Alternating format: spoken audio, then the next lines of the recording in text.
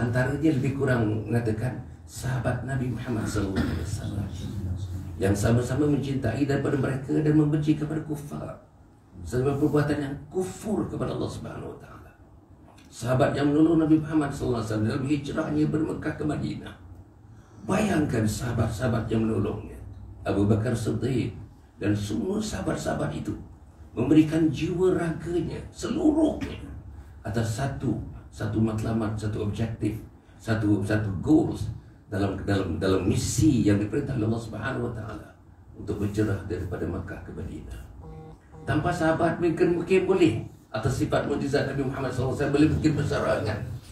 Tapi tuan-tuan nak menggambarkan hidup Nabi adalah hidup umat, maka Nabi itu terpanjang hadis ini menceritakan macam mana sahabat yang baik ini boleh memberikan syafaat kepada kita.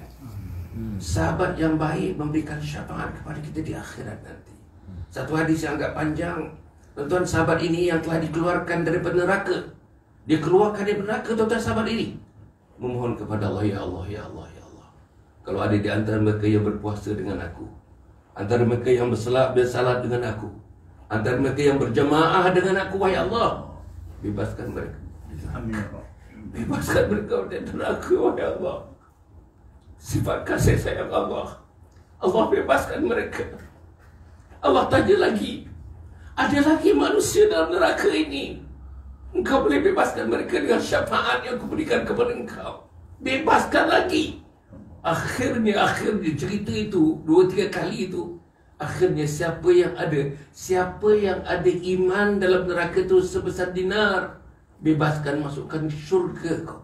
Bebaskan mereka, masukkan syurga kau. Saudara, sahabat yang macam mana?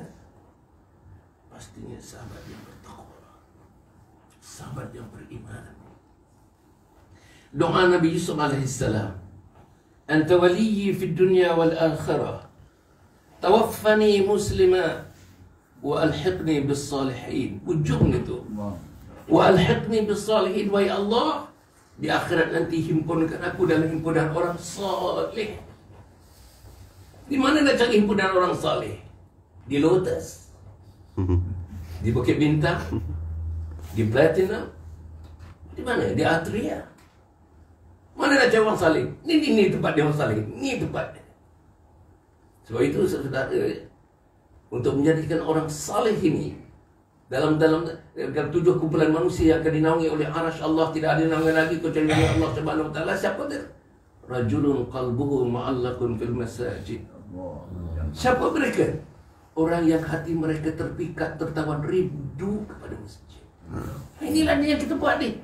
Bayang kalau takdirkan kita boleh misi ini 4 bulan ini, rindu, kita pimpin, kita bentuk, kita basuh, rindu kepada masjid.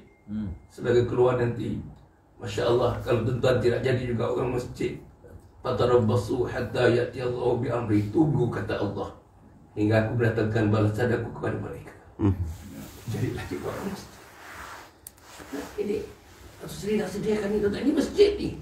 Tuan-tuan pergi overseas, mana ada surau-surau? Tak ada. Mana ada Pakistan ada ke surau? Surau tak ada. Surau Istiqamah ke, surau apa ke, tak ada. Semuanya masjid. Saudara-saudara, inilah yang kita dah dalam program kita, tuan-tuan tengok ya. Tak ada. Kalau misalnya program kita di sebelah ni, tuan-tuan, kalau kita tempat yang biasa yang kita pergi, moderate, tuan-tuan ya, sebelah tu ada hotel 4 bintang, 5 bintang. Ditawarkan kepada kita dalam jamaah ni, kau duduk hotel 5 bintang. Saudara tidak akan pilih yang itu. Saudara akan pilih masjid yang lama itu, macam masjid di Jerantuk tu. Pasti, saya rasa pasti. Walaupun ditawarkan hotel 5 bintang, 6 bintang. But the preference, kerana mission kita ni, mission dakwah. Mission kita ni, mission membentuk iman, membentuk takwa. Macam Dr. Fatih berikan semalam. We don't go to the 5-star hotel. We go to the 10-star hotel, given by God to us, created by man, of whom God loved them. Inilah tempatnya, tuan-tuan. Nah, inilah yang ditanam. Sebab itu, tuan-tuan, ada hadis menyebutkan ya, kalau kamu memilih kawan, dia kata, dan hadis itu dipanjangkan oleh Hasan al-Basri ya, kalau kau memilih kawan, pastikan kawan yang bertakwa. Sebab Kawan yang bertakwa ni seperti orang menjual minyak wangi. Kan? Seperti orang menjual minyak wangi. Kamu akan dapat kewangiannya. Paling tidaknya bila kamu pulang ke rumah, kewangian itu tak kisah apa benda pun, atar ke, oud ke dan sebagainya. Dan kewangian itu singgah sampai dihidu oleh isteri kita di rumah. Dihidu oleh anak-anak kita di rumah. Hidup daripada mana tuan-tuan? Hidup roh daripada hubungan kita dengan sahabat yang beriman tadi. Tapi kalau kita berkawan dengan tukang besi ni saya ingat Dr. Fatih punya cerita, tuan-tuan. Macam mana orang mati. Disebut, tuan-tuan, innamal a'malu bil khawatim. Ya. Amal kita ni akan dikira ikut macam mana amalan hujung kita. Kalau amalan hujung kita lara-lara, tuan-tuan, umur 70 masih lara lagi. Orang azan duduk di pangkit di depan rumah, minum-minum lagi, gelak-gelak lagi, ketawa-ketawa lagi. Atau semalam orang bagi tahu saya, tuan-tuan, tolong sebut. Semalam saya ada kuliah sebelum ini. Sebut, doktor, sebab tempat makan ni, restoran-restoran, bazar-bazar di sebelah-sebelah surau, di sebelah surau ni. Masya Allah, azan diazankan, tuan-tuan. Sebelum azan pun berderet-deret sekarang. Yang sedang beratur order makanan, sedang menikmati makanan. Macam mana, saudara? Di mana hayya al-salah? Di mana hayya al-falah? Saudara, yang datang ke masjid, ini tuan-tuan yang cerita ni, tuan, dia ada restoran, Tanjung nama restoran, sedap restoran ni. You go to Kajar, you go to dan just very close. I think buat tak sampai 100 meter pun, dalam 20 meters, 30 meters daripada MBKJ, bangunan MBKJ itu. MBKJ, Majlis Perdagangan Kajang kan. Satu restoran namanya Tanjung. Dia punya pengusaha namanya Aidil. Hebat, tuan-tuan. Sedap, makanan dia sedap. Tetapi apa yang saya nak sebutkan? Apa dia kata? Surau saya, doktor. Surau saya. Orang tak turun ni. Dah buka ni orang tak turun. Sebab orang tak turun, sudah jadi satu budaya dalam diri dia. 2 tahun tak sembahyang Jumaat. Akhirnya tak terasa apa bila datang Jumaat. Allah. Tak terasa, tuan-tuan. You kenyang. Bayang, tuan-tuan, macam mana selama 2 tahun. 2 tahun, tuan-tuan. Tak pergi surau 2 tahun. Tak sembahyang Jumaat 2 tahun. Tak berjemaah 2 tahun. Akhirnya itu dah jadi part of him, part of us. Tuan-tuan, kalau ada pengalaman ni, satu hari tak turun subuh surau. Masuk hari yang kedua, seronok dah tu. Masuk hari yang ketiga, tak turun. Masuk hari yang keempat, masuk hari yang kelima, tak turun dah.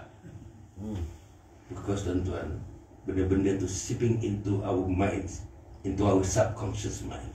Masuk dalam subconscious mind kita, akhirnya menjadi part our body, the physical body.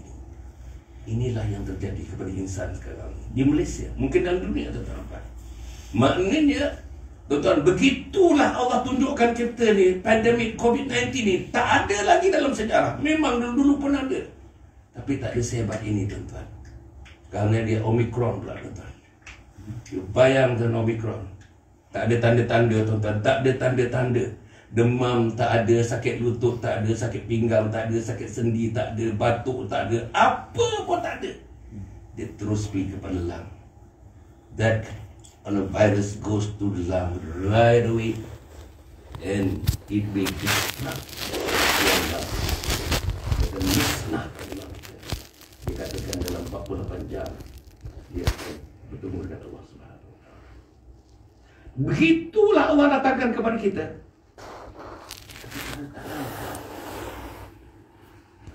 Jadi kita punya maulana akan telah dan akan dan sedang dan akan memberikan ceramah di masjid-masjid di surau-surau. Susah, tuan-tuan, kesian saya tengok pengurusi-pengurusi jawatan kuasa struggle sekarang ni. Dah dibuka dekat 3 minggu ni, kita orang dah hilang minat kepada masjid. Bayang, tuan-tuan, orang minat kepada masjid artinya masjid itu the symbols of religion. Artinya orang sudah tidak minat kepada agama. Allah. Betul, saudara. Saudara tengoklah anak-anak kita tidak minat kepada agama. Saya selalu bagi tahu. Di mana-mana saya bersyarah, tuan-tuan, di mana saya bersyarah, di mana sekarang ni. Bila katakan ambil sebulan yang terakhir ni, bila katakan saban malam, tuan-tuan, kuliah maghrib, lalu 2 minggu kuliah subuh, tuan-tuan, belajar. Bagus kehadiran. Tapi saya minta tunjuk anak-anak yang berumur 20-an, 18 belasan tahun, tunjuk. Kosong tuan-tuan, kosong. Dekat sebulan setengah dah saya bagi ceramah yang bila projek sudah dibuka ni. Kosong. Participation among the young, kosong. Inilah yang berlaku. Sebab ayah dia tak tunjukkan satu sifat. Ayah dia tak tunjukkan satu bentuk kehidupan. Ayah dia tak menunjukkan satu bentuk tingkah laku. Tingkah laku yang betul pati menyebutkan tingkah laku orang yang beriman, yang bertakwa kepada Allah Subhanahu wa taala. Dan balik tadi kepada pilihan sahabat-sahabat kita. Pilih yang beriman. Dan tak ada cara lain tuan-tuan, jamaah inilah. Sebab itu kita kena panggil. Semalam Dr. Fadli sebut, panggil teman-teman. Kita kena bagi salam kepada mereka. Visitation. As I always mentioned, Dr. Fadli, I've got involved, Kebanyakanlah gerakan-gerakan Islam dalam dan luar negara kami. Tak ada gerakan Islam yang sanggup pergi pintu ke pintu, pintu ke pintu, pintu ke pintu, pintu ke pintu. Tirelessly telling people, let's come to the mosque. Let's hear something, from the Maulana telling us, to get into the religion. Inilah dia. Dan inilah exactly yang Nabi Muhammad SAW, Maulana alias Maulana Zakaria, sudah mendokumentasikan ini, tuan-tuan. Daripada hadis demi hadis, ratusan ribuan hadis yang di-save-nya satu persatu. Akhirnya, tuan-tuan, sudah ada satu metodologi. Dah ada. Tak usah persoalkan lagi dah. Sudah ada satu metodologi yang dibuat oleh ulama. Ulama yang hati jiwanya hanya terikat dengan Allah Subhanahu wa taala. Tak ada lagi dah. Tak ada lagi tuan-tuan ada. Kita kenal berbagai-bagai, tapi kami nak komen ke siapa pun, kita tak mau komen. Tapi inilah dia. Tuan-tuan pergi ke perhimpunan orang-orang Islam yang saya sebutkan dalam doa Nabi Yusuf alaihissalam. Anta waliyyi fid dunya wal akhirah. Tawaffani muslimah wa alhiqni bisalihin. Ujungnya, ya Allah, himpunkan aku dalam himpunan orang-orang saleh. Kalau dibuka dalam bulan Januari ini, tuan-tuan, World Ijtima di Bangladesh, di Tonggi. Allah. Saya tak tahulah mengatakan, tuan-tuan. Kita baca dalam sejarah, tengok macam mana sahabat meraihkan sahabat. Macam mana sahabat meraihkan tetamu-tetamu dia. Exactly. In visualization form, in real tangible form, in front of you. Orang Bangladesh yang kita kat sini sebut je Bangladesh Koman. Koman, kita bukan Malaysia ni sebut Bangladesh. Bangla, Koman. Tapi saudara kita tengok sahaja, nangis tetap. Anak kita tak layan macam mereka layan kita. Isteri kita tak layan macam mereka layan kita. Tok Seri kalau ada masa nanti bila-bila. Saya rasa Januari ni ada kot? Ada. Jom kita pergi. Pasal lama-lama lah. 5 hari je. 5 hari cukup. Dapatkan pasport dulu.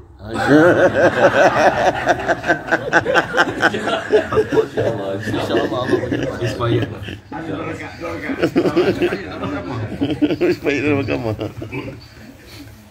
Jadi saudara, kita tak dapat bayangkannya. Saya nak sebut dia. Makan, dia pilih. Makanan ada Arabian food, Western food, and Asian food. Pilihlah. Nak makan satu hari 5 kali, by all means. Duduk saja, talam pun datang. Duduk saja, talam pun datang. Masya Allah.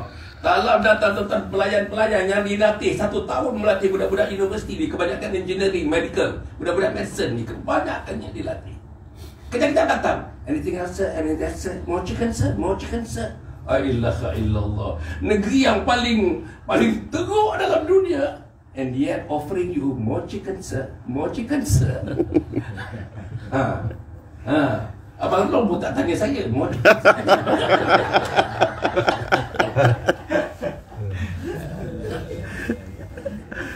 Sebab itu saudara, macam mana dia layan mereka.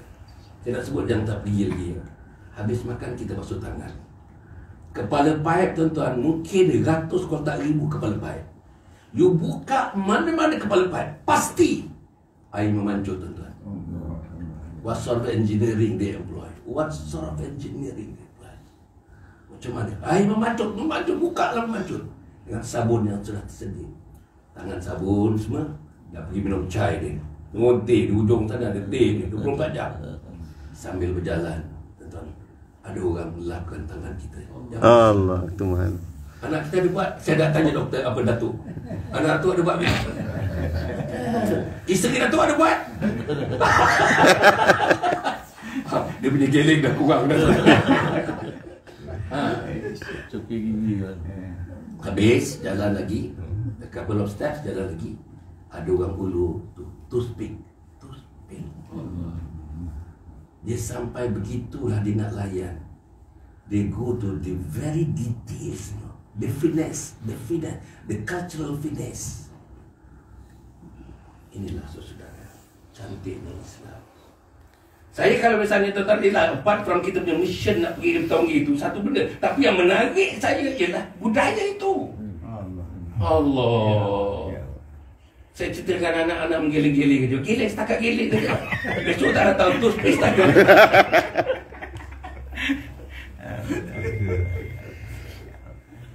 Selalu saudara, saya sempat pergi 4 kali lah. 4 kali je, insyaAllah. Tapi sama je layanannya. Dia nak bagi tip. Katakanlah orang-orang ni orang miskin dia nak bagi. Dia tak nak terima, berpusing kita cari dia. Dia nak bagi, dia nak balik, nak bagi ni. No sir, please sir. No sir. No sir, please, no sir. Bayangkan bila manusia dididik. Satu hari yang kali yang keberapa tu saya pergi, kita tidur di madrasah. Madrasah tu dekat airport. Senang nak balik daripada madrasah ke airport. Winter di bulan Januari winter. Memang dalam teens lah. In the early teens kan 12-13 subuh pagi subuh kan. Saya tengok duduk madrasah tu bagus, layanannya bagus. Pagi-pagi kita pun bangun sama dalam pukul 4 ke 3:30 macam tu. Tengok orang ni semua berbungkus. Hitam. Ada kecil, ada besar, ada kecil, besar. Sikir, pukul 4 pagi, sikir, budak-budak, sikir. Budak madrasah, sikir. Dalam sejuk tu. Selimut, sikir. Begitulah mereka bina manusia. Begitulah bina manusia. Masya Allah. Zikir tempat merasa Maulana berzikir sedap tu Maulana. Ajar pada orang lain juga tu. Oh, zikir Allah. Pagi-pagi tak makan roti lagi, makan zikir. Betul tak? Itu dia perbedaannya. And what is the outcome? You see those people yang entertain kita dalam jamaah kita, dalam conference itu tuan-tuan. Inilah manusianya. These are the people graduating from that kind of environment, educational environment. Macam mana? How the teachings, how the learning. Semalam kita dengar daripada Dr. Abdul Halim Muhammadi. Dr. Zul cukup seronok dengar semalam. Dr. Halim Muhammadi ni is the younger brother of Osman Al-Muhammadi. You know him kan ni? Dia duduk dekat Teras Jannah. Macam mana dia bina? Dia umur 77 rupanya. Saya ingat he is younger than me. Rupanya dia lebih tua daripada Dr. Pamin pun dia lebih tua. Apa dia usaha tuan ni? Dengan madrasah kafah, dia berhimpunkan kelompok-kelompok kampung ni, kelompok ni. Total pernah mencecah 2,800 pelajar. Menyewa 23 unit rumah. Bayangkan semua dilakukan on non-profit making basis. Dan sekarang ni dia pergi pula pada yang tua. Orang tua-tua tu nak memperkenalkan Al-Quran, tadarus namanya. Orang tua. Kumpulkan orang tua-tua. Ajar mereka Al-Quran, 5 perkara Al-Quran. Membaca Al-Quran, menuliskan Al-Quran, memahami Al-Quran, menghayati Al-Quran, menghidupkan Al-Quran. Ini yang diajar oleh kita punya Profesor Dr. Abdul Halim Muhammadi. Masya Allah. Semalam dah berjalan balik, saya cerita abang dia. Agaknya Datuk Seri kenal kan, Osman Al-Muhammadi.